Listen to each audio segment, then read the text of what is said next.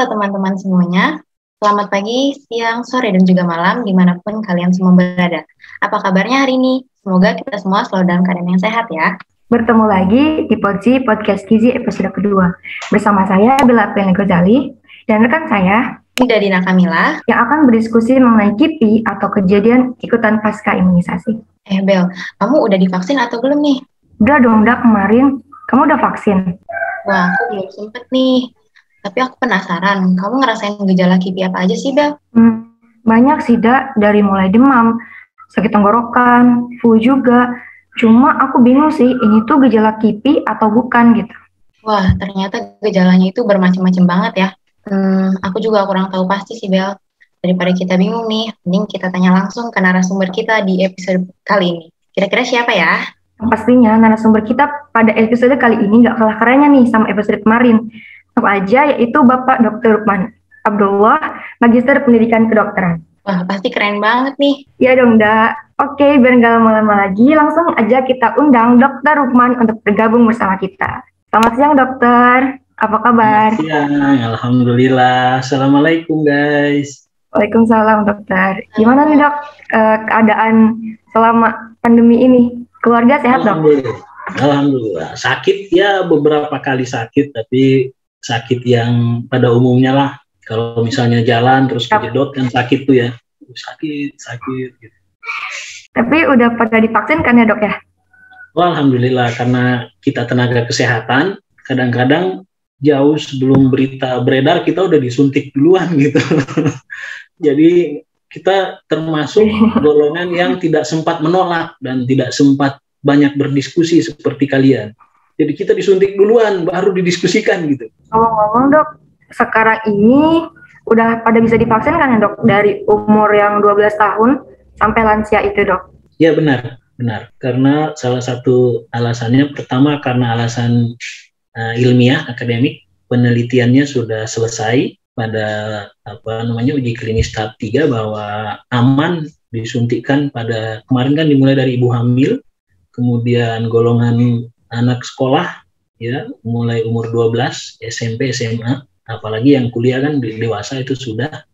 Dan kemudian alasan yang mungkin bukan akademik, bukan ilmiah adalah bagaimana kita segera pulih kembali kepada kehidupan yang normal gitu, yang pernah dulu istilahnya new normal. Kita bisa sekolah lagi ya. Kalian bosan nggak sih di rumah? Bosan, dok. Bosan, dok.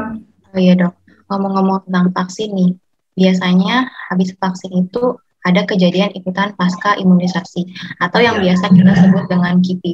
Tapi sebenarnya KIPI itu apa sih, dok?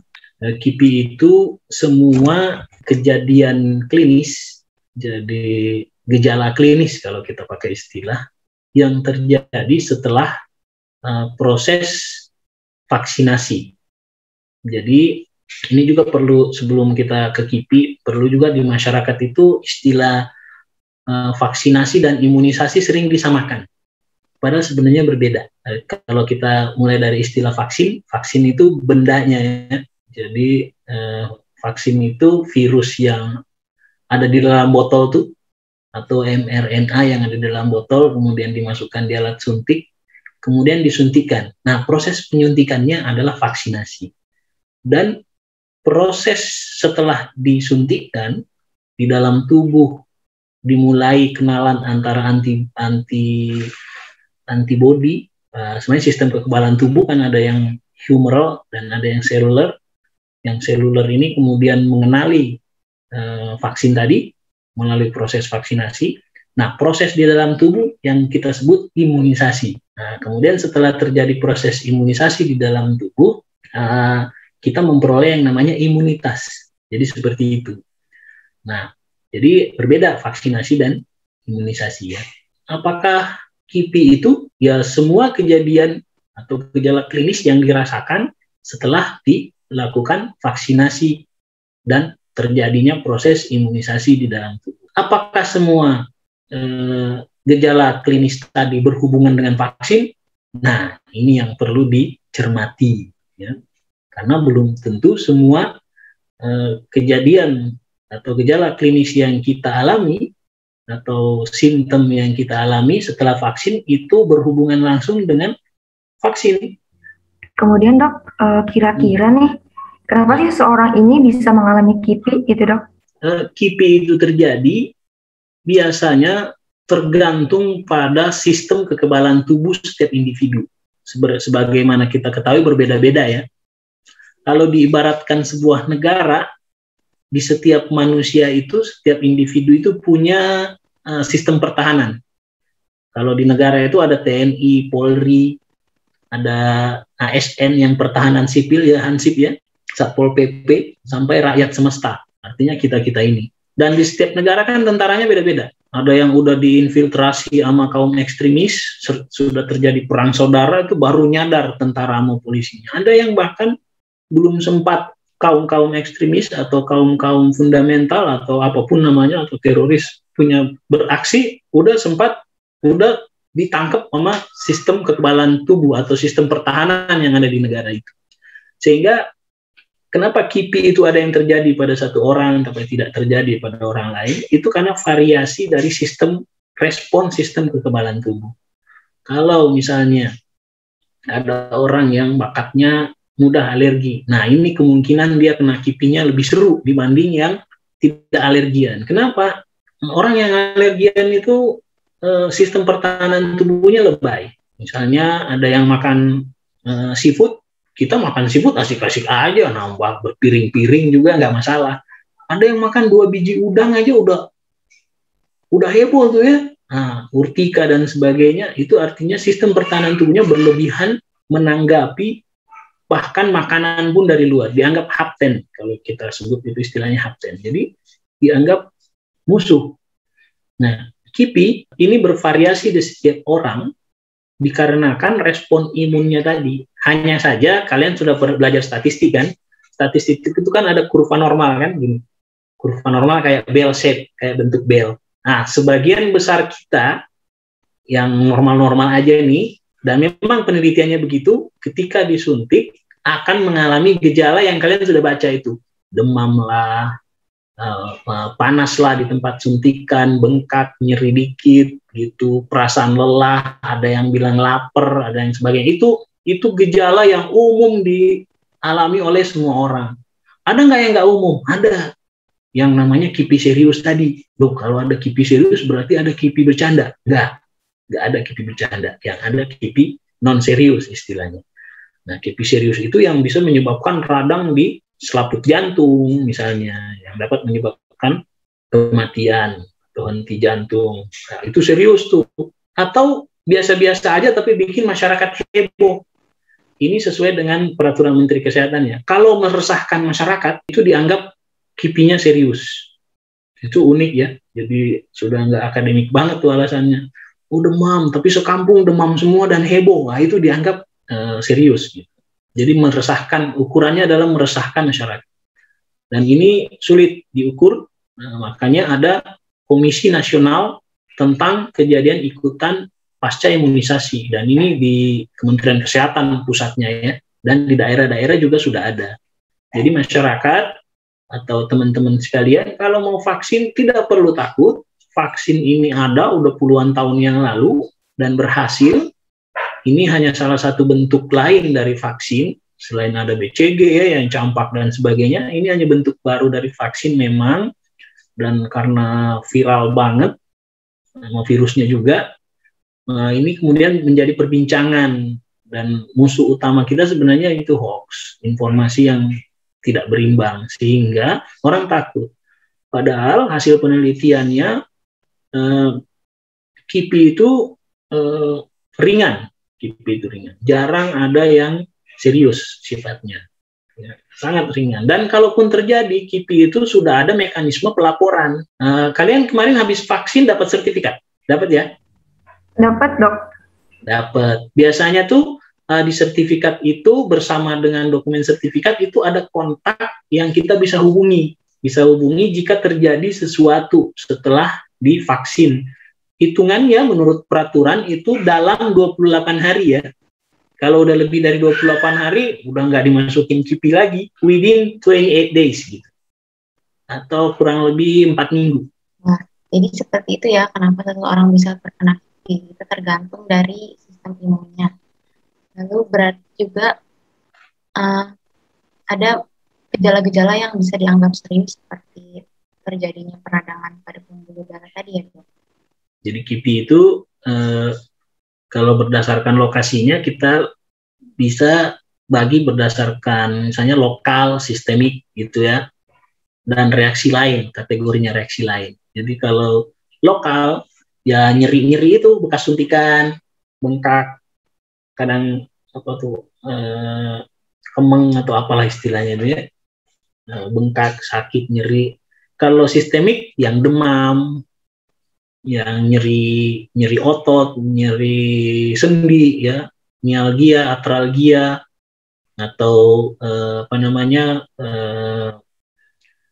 fever gitu, demam. Nah, itu yang sistemik. Yang lain-lain gimana? Nah, yang lain-lain itu macam-macam. Ada yang urtika atau gatal-gatal, ada yang sifatnya sakit kepala, ada yang macam-macam ya.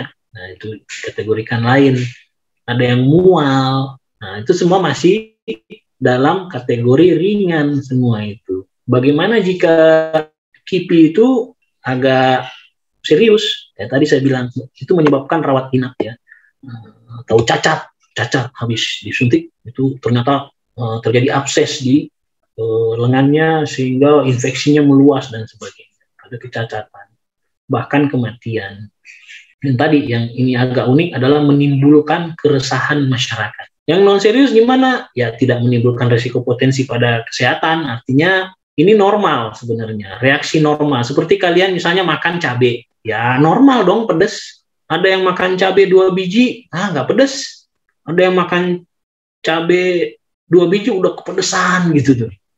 Meskipun yang kepedesan ini heboh, teriak-teriak, itu kita tidak menganggap bahwa serius tuh.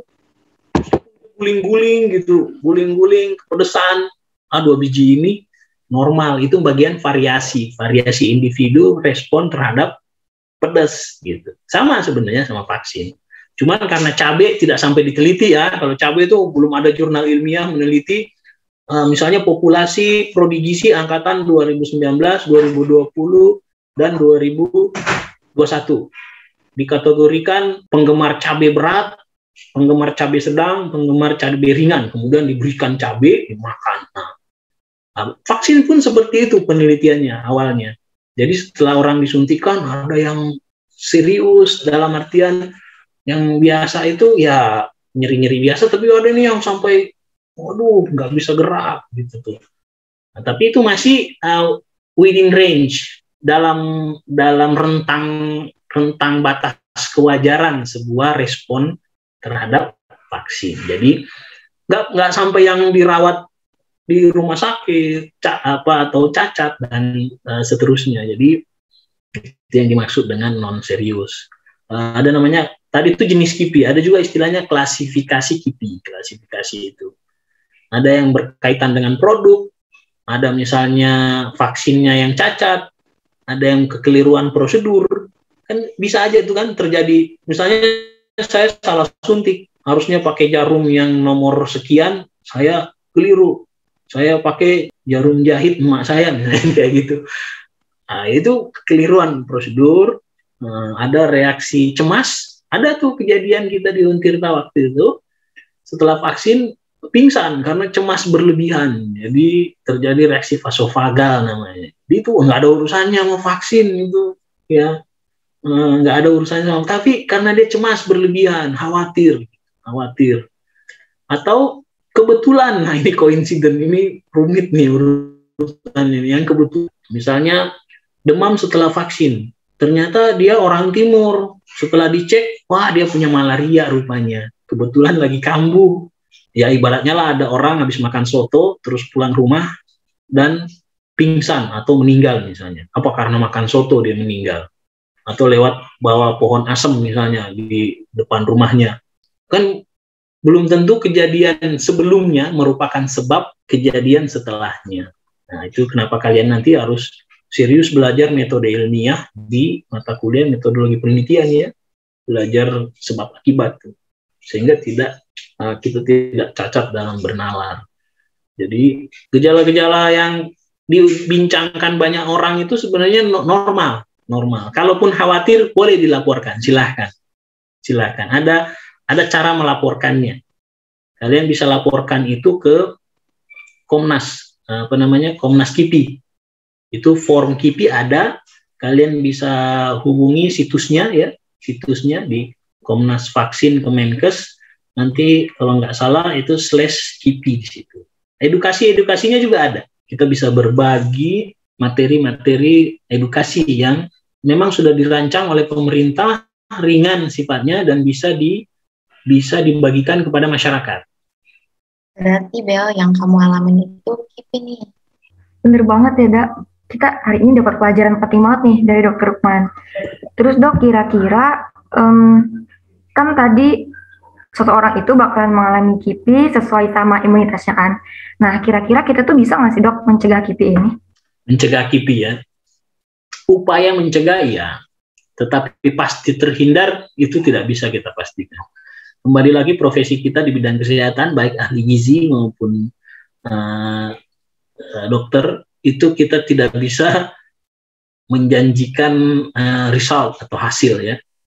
Yang kita bisa kendalikan adalah prosesnya. Kalian ahli gizi misalnya, dietitian, udah kasih terapi nutrisi terbaik, plan nutrisi terbaik, ternyata ya tetap orangnya misalnya obes karena rupanya masalahnya genetik. Sulit gitu ya, sulit kita berikan janji. Bisa nggak dicegah? Bisa diupayakan dicegah. Misalnya sebelum melakukan vaksin, kita dalam kondisi kesehatan optimal. Nah, itu satu. Kondisi kesehatan optimal itu bagaimana? Kondisi kesehatan optimal itu cukup istirahat, makan makanan yang gizi seimbang jauh-jauh hari sebelum vaksin. Artinya makronutrien maupun mikronutrien di dalam tubuh itu optimal menjamin metabolisme tubuh baik.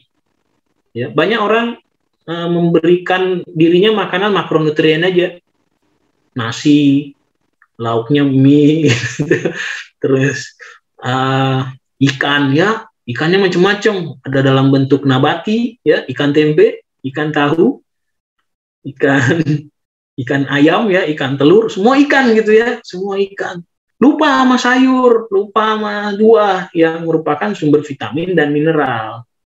Nah, sekarang ini menjadi barang penting dan mahal, kemudian disadari kembali oleh masyarakat. Ini bukan barang baru atau bukan pesan baru ya, baik oleh pemerintah maupun kita tenaga kesehatan. Ini pesan lama yang kemudian re-emerging gitu, disadari oleh masyarakat. Oh, penting sayur, penting buah. Kenapa? Mengandung mineral dan vitamin. Yang kalau kita pelajari di biokimia kan, ini merupakan koenzim dan kofaktor. Bagaimana mungkin metabolisme tubuh kita baik berfungsi kalau tanpa koenzim dan kofaktor gitu. Jadi koenzim dan kofaktor inilah yang membuat secara detil di dalam metabolisme lancar. Kalau metabolisme lancar, biasanya itu KIPI tidak terjadi. Kalaupun terjadi reaksi normal, namanya reaksi normal itu yang dimaksud dengan reaksi normal tubuh adalah ketika tubuh diperkenalkan dengan antigen, normalnya antibodi berespon. Ketika suatu negara diperkenalkan dengan teroris, normalnya tentara sama polisinya bereaksi. Wah, nggak malah nongkrong bareng gitu ya. Nongkrong bareng, santai-santai. Jangan bereaksi. Reaksinya gimana? Boleh keras, boleh lembut. Gitu. Kalau antibodi atau sistem kekebalan tubuh yang seluler, ada namanya makrofag, ada sel dendritik, dan di mana-mana aja ada. Misalnya kalau di otak, makrofagnya namanya lain. Kalau di kulit, makrofagnya namanya lain. Kalau di usus, makrofagnya namanya lain. Tapi semuanya itu makrofag. Beda-beda nama aja. Makrofag ini biasanya nelen tuh. Ketika kita divaksin di sini, cik, masuk. Makrofagnya gerak-gerak, ditelan. Setelah ditelan, karena dia mengandung MHC tipe 1, tipe 2, kalau kalian belajar itu, Major Histocompatibility Complex, ini untuk mengenali ini self atau non-self. Ini bagian dari badan orang ini atau bukan. Atau kalau di sebuah negara, ini warga negara atau bukan. Dikenali dengan KTP misalnya. Nah, antigen yang kita kenali lewat vaksin nggak punya KTP, dia nggak punya NIK. Karena nggak punya di permukaan tubuhnya virus itu nggak ada MHC tipe 1 maupun tipe 2, Major Histocompatibility Complex. Sehingga antibodi itu langsung terekam. Setelah terekam, ditelan, dimutilasi, kemudian dipresentasikan. Makanya makrofag kita sebut antigen presenting cell. Dipresentasikan kemana? Ke sel-sel sistem kekebalan tubuh yang lain. Dipresentasikan tuh ke sel T, ya. Sel T ke sel B. Sel B nanti ada yang jadi sel plasma, sel B ada yang jadi sel memori. Nah, kalau sel plasma dia membentuk imunoglobulin, imunoglobulin M, imunoglobulin G, ya. Itu mereka yang bentuk itu khusus untuk tadi, untuk virus yang diperkenalkan. Dalam proses inilah terjadi kenaikan suhu biasanya sedikit, nyeri-nyeri dikit, namanya ditusuk, terjadi kerusakan sel. Kalau ada sel-sel yang rusak kan butuh dibersihin tuh. Butuh direnovasi ulang kan ditusuk itu tadi, pasti ada membran sel yang rusak, ada jaringan yang rusak, tentu perlu disembuhkan. Untuk memulai menginisiasi proses penyembuhan ada dikenal dengan istilahnya inflamasi atau radang. Inflamasi atau radang ini pasti ditandai dengan 4 hal. Kalau bahasa kerennya rubor, kalor, dolor, fungsiolesa. Artinya rubor merah, akan ada merah di bekas suntikan itu. Kemudian kalor akan anget, dolor akan nyeri gitu. Ya, bukan kolor ya, dolor. Kemudian fungsiolesa akan terjadi gangguan fungsi yang tadinya kuat, ngangkat HP, ngangkat gelas, ngangkat piring, sekarang agak-agak nyeri lengannya sehingga fungsinya menurun. Nah, itulah yang dikatakan KIPI yang kalaupun itu terjadi itu normal, namanya orang disuntik.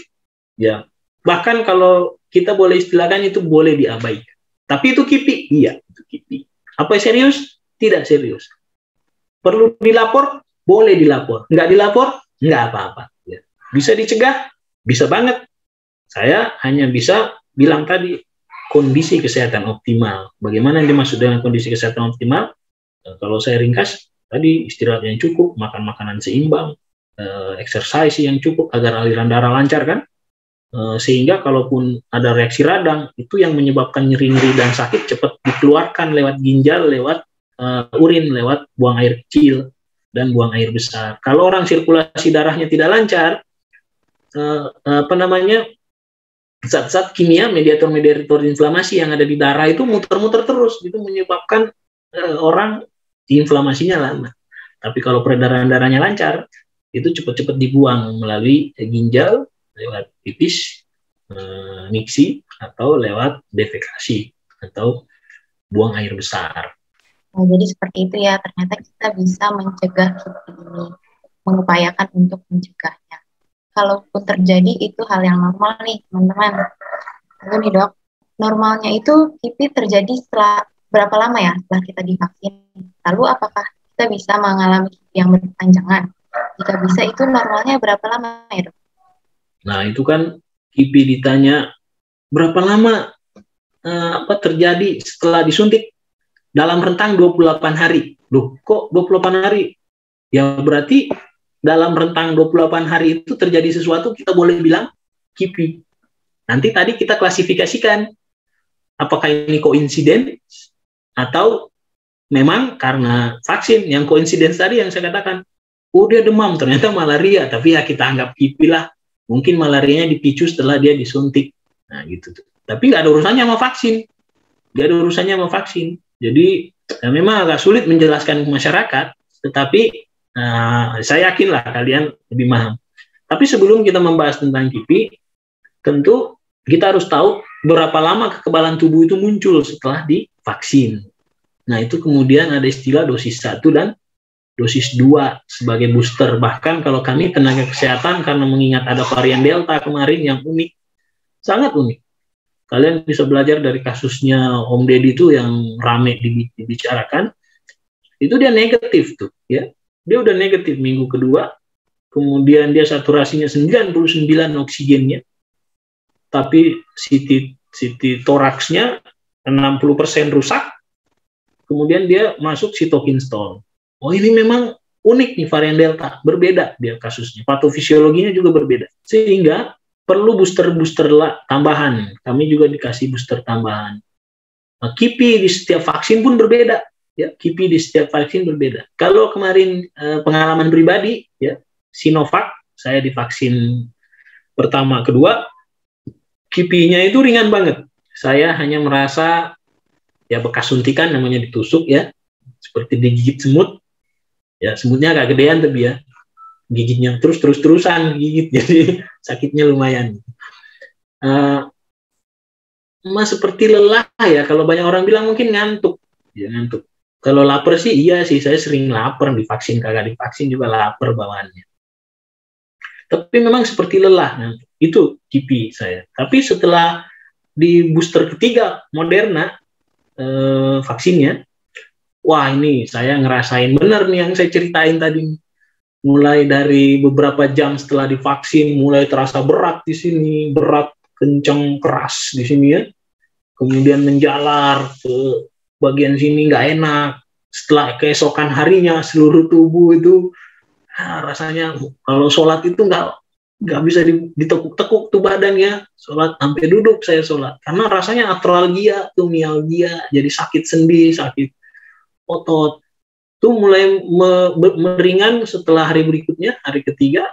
Oh iya, kepala juga berat rasanya, berat, cenderung nyeri kepala. Tapi cenderung itu maksudnya nggak dominan nyerinya ya. Rasa yang dominan itu adalah berat kepala. Jadi kalau diangkat itu nggak enak rasanya, maunya direbahin. Entah saya termasuk kaum rebahan atau gimana, tapi bawaannya pengen rebahan aja itu 2 hari itu. Setelah itu menghilang. Nah, tinggal yang di bekas suntikan ini, ada bekasnya ya, bekas seperti memar. Ada kemarin saya sempat mengalami urtika gatal dalam proses sembuhnya ya. Nah, itu kurang menyenangkan. Beda vaksin bisa jadi beda reaksi karena pertama Sinovac menggunakan virus ya, menggunakan virus. Moderna menggunakan messenger RNA, lain ya, lain. Bahannya lain. Tentu respon tubuh juga lain.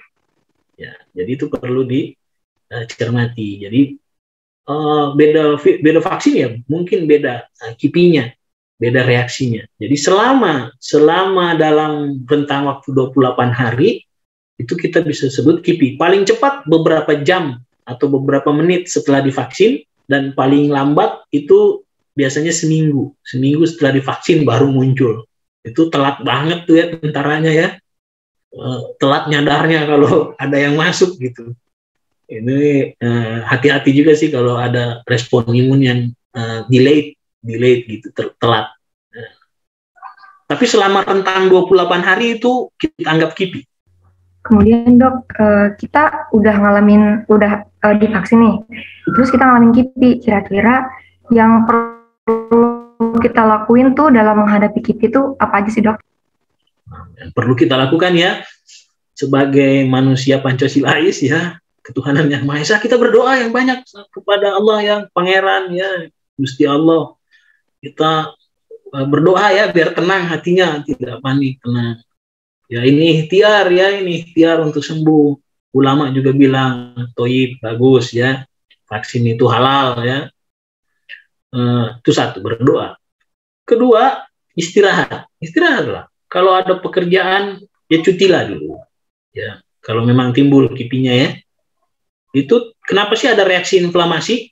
Orang perlu tahu kenapa Tuhan menciptakan reaksi inflamasi atau reaksi radang. Itu sebenarnya badan pengen bilang, udah istirahat dulu, cukup kerjanya, cukup sekolahnya, istirahat dulu. Berikan kesempatan tubuh untuk memperbaiki diri, membenahi diri.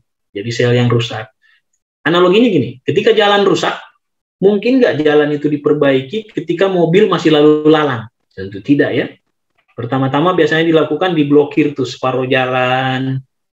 Kalau mau cepet, tunggu sepi ya malam-malam. Nah itu diibaratkan tubuh sedang istirahat. Akan optimal perbaikan jalan ketika jalan tidak sedang digunakan. Tubuh pun begitu. Akan optimal perbaikannya ketika tidak sedang aktif. Jadi istirahat. Sembari istirahat gimana? Nah, di sini anak gizi nih paling keren ya. Kan kalian sudah belajar functional food, kalian belajar phytochemical dan sebagainya, phytoplant dan macam-macam lah itu yang keren-keren itu ya. Yang sekarang lagi in banget tuh herbal medicine dan sebagainya. Ini anak gizi ini paling canggih nih. Makanan tapi obat, itu keren ya. Sudah makanan enak dong. Obat juga, ya iya. Banyak makanan-makanan yang pro-inflamasi maupun anti-inflamasi. Pokoknya yang anti-inflamasi ya yang mengandung banyak antioksidan, flavonoid, vitamin C, dan sebagainya. Kemudian kalau sudah istirahat, sudah makan, stres dikurangi. Ya, saya belum ngomongin obat-obatan ini ya, enggak, karena itu salah kalau saya langsung ngomong obat-obatan. Kalau zaman sekolah dulu, saya langsung nggak lulus tuh sama guru saya. Kalau kita, bagaimana penanganan penyakit ini? Oh, pakai obat ini, udah kamu keluar, nggak lulus. Nggak boleh langsung obat-obatannya, nggak boleh. Saya cerita lagi artisnya gini. Nggak boleh stres dulu karena kacau tuh sistem tubuh kalau kepalanya stres. Jadi sistem disposisinya, penugasannya akan kacau, hormon-hormon akan kacau kalau kita stres. Makanya tadi berdoa itu ya, berbanyak berdoa. Jadi sudahlah makan yang benar, istirahat yang cukup, tidak stres, sudah berdoa. Kalau masih bagaimana? Nah, sini baru obat-obatan. Kalau nyeri, boleh dikasih anti nyeri. Apa anti nyerinya? Yang banyak adalah NSAID. NSAID itu non-steroid anti-inflammatory drugs. Paracetamol, asam mefenamat, natrium diklofenak, kalium diklofenak, banyak. Mereknya macam-macam tuh. Ada Sunmol, ada Proris, kalau ibuprofen. Kalau dominan demamnya, paracetamol cocok. Kalau dominan nyeri-nyerinya, asam mefenamat cocok. Tapi perhatikan apakah ada gangguan lambung atau tidak. Kalau ada gangguan lambung, cari sediaan asam mefenamat yang salut selaput. Artinya aman untuk lambung. Karena mefenamic acid itu berbahaya buat lambung jika dikonsumsi dalam keadaan kosong. Ya. Bisa yang lain-lain. Nah, kalau misalnya kipinya yang lain gimana? Gatal-gatal. Ya bisa pakai antiinflamasi yang lain, yang steroid. Misalnya betametason, dexamethasone, metilprednisolon, banyak ya. Mereknya juga banyak tuh kalau mau. Bisa yang dioles atau yang ditenggak. Boleh, terserah. Cocoknya yang mana. Kalau yang tablet, pilih yang kecil. Jangan yang 10 inch atau 12 inch ya. Kegedean tabletnya nanti nggak bisa masuk. Kalau susah dipuyer aja, dipuyer. Tapi udah jarang sih sediaan puyer ya. Biasanya itu tablet. Kalau nggak tablet, kapsul. Kalau nggak kapsul ya suspensi. Kalian bisa menggunakan obat-obatan seperti itu. Bagaimana jika serius? Kalau serius ke rumah sakit, karena biasanya di rumah sakit itu diperlukan obat-obat yang cepat aksinya. Obat-obat yang cepat aksinya nggak lewat mulut. Lewat mana? Lewat IV line, lewat infus. Nah, cuman nggak enaknya obat kalau lewat infus, kalau udah masuk susah disuruh keluar ya. Kalau ditenggak kan bisa dimuntahin tuh. Atau dikeluarin lewat defekasi atau mencret atau kalau istilah anak-anak sekarang beol, belanja online, beol. Itu bisa dikeluarin, masih aman. Tapi kalau lewat IV line makanya harus lewat di rumah sakit. Kalau IV line itu berbahaya diinfus di rumah karena pengawasannya mungkin tidak ketat. Dan itu menurut undang-undang kalau tidak salah tidak dibolehkan. Jika terjadi tadi seperti itu, jangan langsung obat. Ya, bagus banget tadi pertanyaannya bagaimana pencegahannya. Pencegahannya tadi makan dulu yang benar sebelum vaksin. Happy ya, happy penting tuh. Vaksin ketawa gitu ya. Belum disuntik gitu ya. Jangan yang nangis tuh, yang ada tuh saya lihat di internet tuh, di sosmed. Oh, itu laki banget, tentara atau apa ya. Disuntik takut itu nangis. Oh, itu stres duluan dia itu. Biasanya nggak enak gejalanya. Kenapa? Ketika dia disuntik, karena dia tegang, itu ototnya berkontraksi. Karena otot berkontraksi ditusuk jarum, itu lebih menyakitkan dibanding kita rileks. Kemudian ditusuk jarum ya. Malah kalau kuat tuh ototnya bisa bengkok jarumnya. Karena ketika jarum masuk dan berkontraksi kuat, itu bisa benar-benar bengkok jarum. Dan menyakitkan ketika dicabut. Santai aja, rileks. Kayak digigit semut kok. Ya, emang semutnya gede sih. Udah gede, hitam atau merah gitu ya, sakit. Wah, jadi ternyata banyak banget nih yang bisa kita lakukan ketika mengalami KIPI, teman-teman. Lalu nih dok, kita sebagai mahasiswa gizi nih penasaran nih, konsumsi zat gizi apa sih yang bisa mempercepat pemulihan kita dari KIPI ini? Kalau sudah sakit tadi ya, cegah sakit, bisa cepat pulih nggak? Bisa banget, bisa banget. Apa yang menyebabkan tubuh nyeri? Radang tadi. Ketika radang, sel-sel kita itu terdiri dari lapisan fosfolipid ya, kalian udah belajar lipid bilayer ya. Lipid bilayer yang ada di membran kita itu salah satunya adalah kolesterol. Itu kenapa perlu kolesterol? Karena yang membentuk membran sel itu kolesterol, biar keras, biar nggak lembek-lembek banget ya. Yang kakinya ada kakinya kan, ada yang kepalanya, fosfatnya, kemudian ada lipidnya ya. Itu lipidnya, trigliserid. Ketika sel rusak, apakah dia terkena reaksi inflamasi karena ditusuk jarum atau karena memang reaksi antibodi tubuh kita, membran sel biasanya itu melepaskan mediator-mediator inflamasi. Salah satunya adalah prostaglandin, arakidonat, leukotrien. Ini sebuah yang kalau kena ujung-ujung saraf menyebabkan nyeri. Gimana biar nyerinya hilang? Cepat-cepat dibersihkan. Gimana cara membersihkannya? Sistem kekebalan tubuh yang efektif itu akan segera menyerap mediator inflamasi. Terus dibuangnya gimana? Dibuangnya melalui aliran darah. Kemudian di aliran darah dibuang kemana? Disaring di ginjal. Di ginjal disaring, dibuang dalam bentuk urin, dalam bentuk kencing. Makanya kalau orang agak sakit, agak berbeda kencingnya. Wajar, situ banyak sampah. Ya, makanya anjurannya bukan banyak minum yang cukup. Banyak minum ntar kembung ya. Minum yang cukup. Kebutuhan normalnya gimana? Gampang hitungannya. Ya, kalian sudah hitung ya, berdasarkan berat badan atau luas permukaan tubuh juga bisa. Ya kalau pukul ratanya 2 liter, 2,5 liter, bahkan sampai bisa 3 liter tergantung orangnya ya, perawakan orang.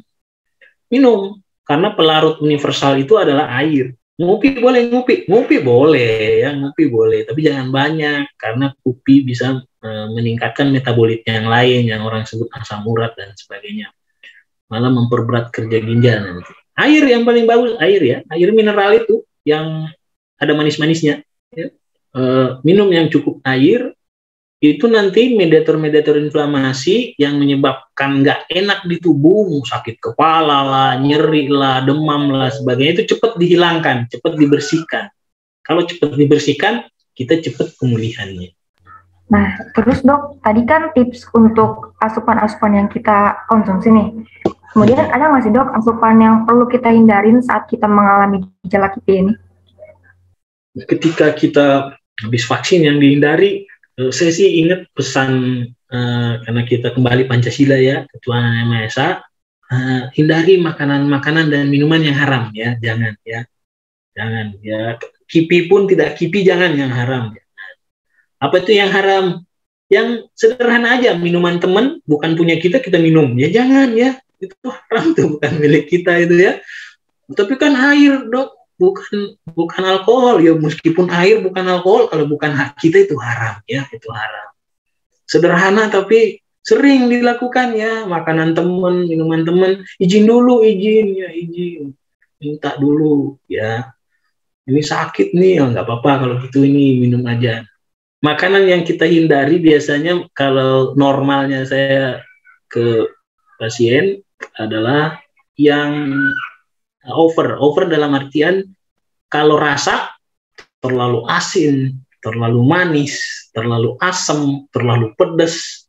Dan banyak anak muda sekarang itu kalau nggak level 30 pedesnya, itu masih disiapin di dapur udah kepedesan kita ya. Udah kepedesan tuh. Apalagi udah diantar itu mata udah pedes duluan gitu ya. Malah yang paling pedes tuh udah dimakan sambil ngomel-ngomel. Waduh, pedesnya luar biasa. Hindari makanan yang rasanya ekstrim. Tadi terlalu asam, terlalu manis, yang biasa aja. Karena makanan-makanan seperti itu bisa memicu gangguan fisiologi tubuh. Gangguan fisiologi tubuh memperberat keadaan tubuh yang sedang berjuang menghadapi antigen yang diperkenalkan lewat vaksin. Apa saja makanan-makanan itu? Ya kita sebut saja seblak, ya. kita sebut saja. Kita bukan nggak boleh, boleh kalau nggak pedas ya. Tapi mana ada nggak pedas. Ya kalau bukan makanannya yang pedas, omongan abangnya yang pedas ya. Dia sih pakai nawar ya, nawarnya sadis ya. Jadi pedas lah omongannya. Makanan-makanan yang tadi yang secara nutrisi tidak dibutuhkan tubuh. Manis kan kalori doang ya. Secara nutrisi tubuh nggak perlu itu. Tubuh butuh nutrisi yang lebih baik. Tadi yang kalian paling ngerti deh, makronutrien, mikronutrien ya, sebut saja banyak lah. Kita sebut saja nasi, roti, gandum atau sereal, kentang dan sebagainya. Kemudian lauk, ada ikan tadi dengan jenis-jenisnya ya, ada yang nabati, ada yang hewani ya ikannya, ikan tempe, ikan tahu itu bagus, ikan telur, ikan mahasiswa lah itu ikan mahasiswa itu baik, bersahabat, ikan ayam ya kalau lagi awal bulan, ikan daging. Bagaimana kalau ikan rendang, asal tidak dalam bentuk mie ya, soto, rendang, kemudian rawon dalam bentuk mie instan, jangan itu tidak baik, bukan tidak boleh ya, tidak baik. Halal kok ya, halal mie instan asal punya sendiri ya, udah bayar kalau di Indomaret, kasir bayar dulu ya, nanti jadi haram. Kemudian minuman-minuman yang sifatnya manis atau ekstrim manis itu tidak baik. Kemudian kalau ada radang tenggorokan, biasanya makanan atau minuman yang mengandung getah. Maksudnya mengandung getah, minuman campur lem gitu. Enggak. Maksudnya kalau manis kan biasanya kental tuh ya, kental seperti bergetah. Kalau makanan tuh apa ya yang bergetah ya? Seperti santan, seperti kalau buah tuh nangka ada getahnya ya. Ada getahnya, itu dihindari yang makanan-makanan gitu. Karena bisa memperburuk kondisi saliva, kondisi air liur yang ada di dalam sini dan bisa menyebabkan radangnya berkelanjutan. Karena makanan-makanan seperti santan, lemak-lemak yang berlebihan, minyak, itu proinflamasi. Akan semakin membuat inflamasi itu seru. Makanan-makanan berminyak, berlemak, santan-santan gitu ya. Itu sih saya golongkan makanan ekstrim ya. Kalau beli yang seperti Indomie tapi 15 ribuan tuh saya lihat makanan Korea tuh ya, itu ekstrim banget rasanya itu. Biasanya udah ada santan-santannya di sana. Ada. Ya sup bagus tuh ya, sup buah, sup tapi nggak pakai kental manis atau kental manis ya. Karena itu cuma gula. Ya, kalau sup buah ya buahnya yang banyakin. Boleh pakai es ya. Boleh pakai U, boleh, namanya juga sup. Boleh pakai P, boleh pakai P, ya SUP ya sup. Boleh pakai S, boleh pakai U, boleh pakai P, ya jangan sampai enggak, bukan sup namanya ya. Boleh enggak makan misalnya kalau orang sakit bubur boleh, bagus tuh bubur ya, meringankan pekerjaan usus, menghemat energi lah. Kalian kan belajar ada namanya specific dynamic action. Specific dynamic action itu masih kadang-kadang kita makan makanan tapi butuh ongkos tinggi ya. Kita makan makanan, belum kita dikasih energi, belum kita dikasih nutrisi, kita ngeluarin duluan untuk memprosesnya, mencernanya. Jadi makanan-makanan dengan specific dynamic action yang rendah lah, yang nggak terlalu tinggi. Jadi begitu teman-teman, yang berlebihan emang nggak baik ya. Terus selama ini kita salah paham banget nih sama kipi. Kipi itu bukan penyakit ya teman-teman. Kipi itu reaksi dari tubuh. Bener banget tuh Nida, jadi kita ini nggak boleh takut sama vaksin dan juga jangan takut untuk menghadapi kipi. Jadi bagi teman-teman nih yang mempunyai kesempatan untuk vaksin, segera divaksin ya, karena vaksin melindungi diri dan melindungi negeri. Terima kasih banyak Dokter atas kesediaan. Sama-sama ya, melindungi diri dan negeri, betul. Biar herd immunity segera tercapai ya. Semoga kita dapat bertemu Dok di lain kesempatan dengan sehat walafiat. Amin. Dan lagi terima kasih banyak Dr. Lukman atas kesediaannya untuk berbagi ilmu kepada kita semua. Buat teman-teman yang mau menyarankan topik apa di episode selanjutnya yang ingin kita bahas, boleh kirim komentar di bawah ya. Nantikan juga Podsi episode selanjutnya yang gak kalah keren nih sama episode kali ini. Hanya di YouTube channel Himazi Tirta. Saya Bella Pena Ghazali. Dan saya Nida Dina Kamila. Sampai jumpa di episode Salam selanjutnya. sehat. Jawara sehat.